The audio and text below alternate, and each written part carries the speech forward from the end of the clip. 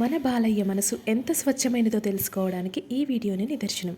తన ఫ్యాన్స్ ఇంటికి వెళ్ళినప్పుడు వారితో కలిసి సరదాగా భోజనం చేస్తున్న బాలకృష్ణ గారి ఈ బ్యూటిఫుల్ వీడియోని మీరందరూ కూడా చూసేయండి. మీకు ఈ వీడియో నచ్చితే తప్పకుండా లైక్ చేయండి. Please subscribe. कड़पा में भी ज्यादा ये सब खाते ना, मतलब नली लिवर